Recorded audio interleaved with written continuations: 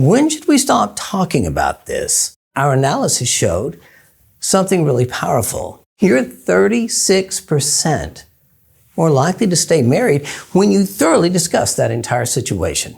Think about that for a second. You can never be loved unconditionally if you're only conditionally letting your mate know who you are. One of the primary factors associated with couples deciding to stay married was how long they continued to talk about the infidelity. And not only that, it was also the factor that predicted whether a relationship really improved and ended up being better than before. Today, I want to talk about a question that I hear all the time from couples I'm working with. It's a question that carries a lot of pain, confusion, maybe even a little bit of impatience for the wayward spouse. What if I told you the answer isn't what most people think? I want to start with one of my favorite quotes from an alum couple from our EMS weekend. This particular husband, when it came to the aspect of his wife continually wanting to talk about it, said something I thought that was really profound.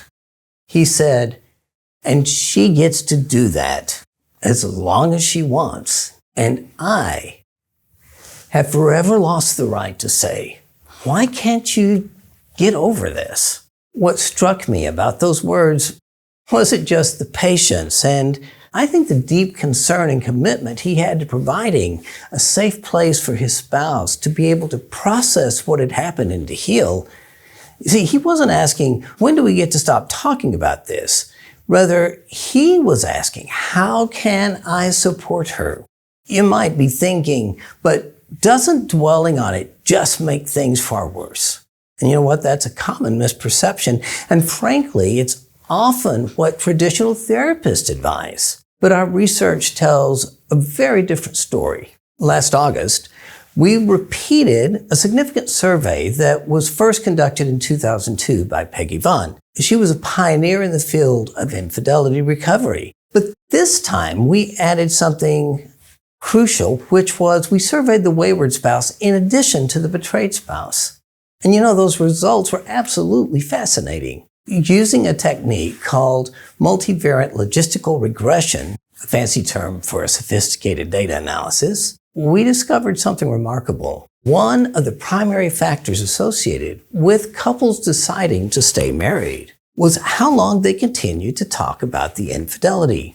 And not only that, it was also the factor that predicted whether a relationship really improved and ended up being better than before. That statistic made me stop and seriously question, why would you stop talking about it? And I realized there are a few key reasons, often rooted in misunderstanding or discomfort, that people do stop talking about it. First, there's simply a lack of knowledge about the benefit of continuing to discuss what happened. Our analysis showed something really powerful. You're 36% more likely to stay married when you thoroughly discuss that entire situation.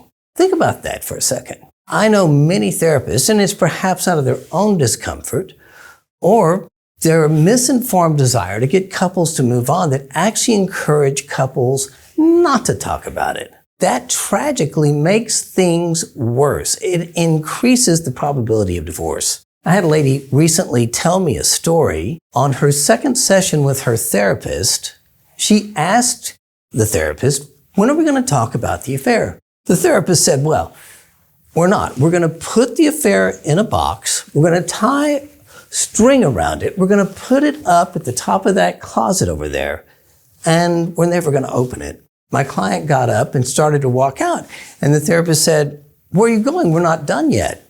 And she looked back and said, oh yeah, we're done, as she left the room, because what she needed was the ability to be able to talk about it. I get it.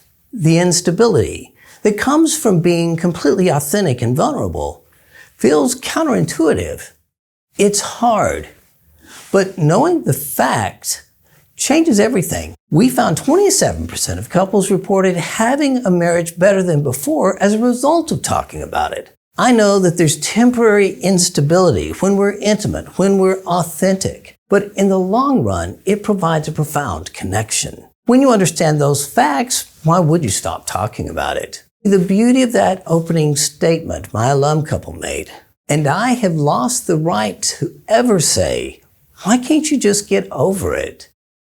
Showed that concern and compassion for his mate, which brings me to the second reason that couples might stop talking about it. And it's lack of compassion or a misguided attempt for self-protection. One of my biggest regrets for my own infidelity was during the time I was acting out, I was completely gaslighting my wife. I convinced her that she had an issue with jealousy. She was seeing things. She was just paranoid, all to protect my own shame and secret behavior, which left her questioning her own reality, her own history, as she tried to connect the dots. I mean, she thought that her instrumentation, her intuition was wrong. The only way she could begin to make sense of what happened and to rebuild trust in me was for me to give her the information she needed. It would have been so cruel of me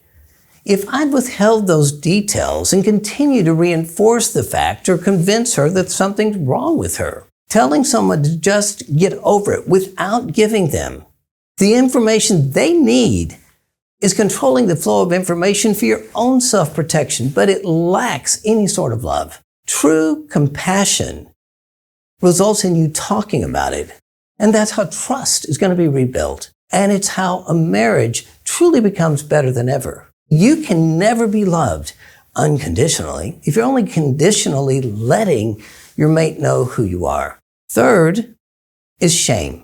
For those of us who strayed, it's natural to feel remorse, guilt, and perhaps shame for our actions. In fact, if we don't care that we've hurt another, that's a whole nother problem. However, when shame becomes about who you are rather than conviction of what you did, it makes us completely self-centered.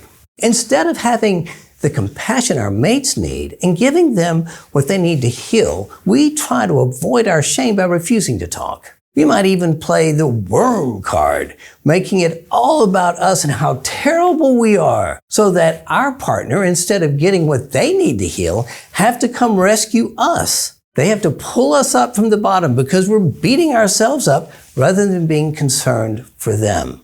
Many of us who strayed tragically misunderstand their motive for continuing to talk about it. We believe somehow they're trying to punish us or catch us in a lie, but nothing could be further from the truth. Your mate wants to talk about it to be with you, not to get away from you. When they ask questions and you answer it openly and out of genuine concern for them, it sends a powerful message, which is, I care about you.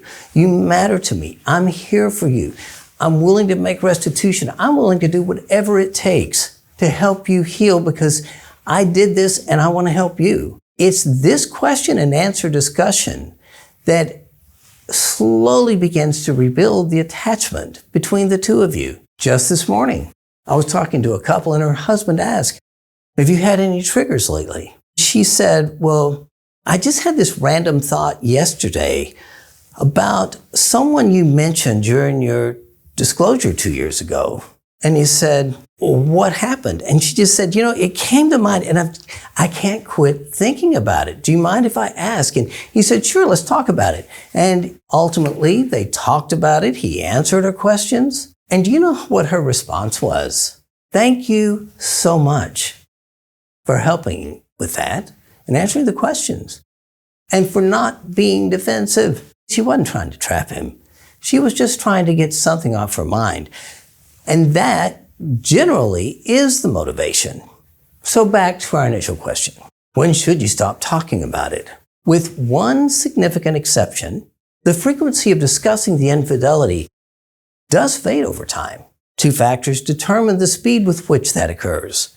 The first is the wayward spouse and their willingness, out of genuine concern and compassion for their mate, to answer their questions, just to be present and to listen and to not be defensive. Resistance on the wayward spouse's part is only going to prolong the healing process. For most couples, the frequency of talking about it will naturally subside between 16 and 24 months. And as positive new memories are made, it normally becomes a topic that is infrequent, almost like an afterthought. The second factor that determines how long a couple will continue to talk about the betrayal is going to be betrayal trauma. If the betrayed spouse is suffering from complex post-traumatic stress disorder, CPTSD, then talking about it actually could go on potentially for years. It's not uncommon for me to work with someone who continues to re-experience the infidelity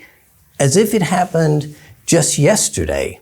Even when it was 6 years ago, to them, every time that traumatic memory gets triggered, they jump back 6 years and begin to re-experience it, which makes it difficult to ever move into the future. The challenge of these types of traumatic memories is that this person is reliving that moment, that psychic wound, even though it's years later. But even in this situation, when the wayward spouse continues to be patient and answer the questions out of concern, it still provides that crucial sense of safety. However, the betrayed spouse really does need to understand talking about it will not heal traumatic memories. In these specific situations, the betrayed spouse needs to accept the reality that they're going to need additional help and support to process the trauma.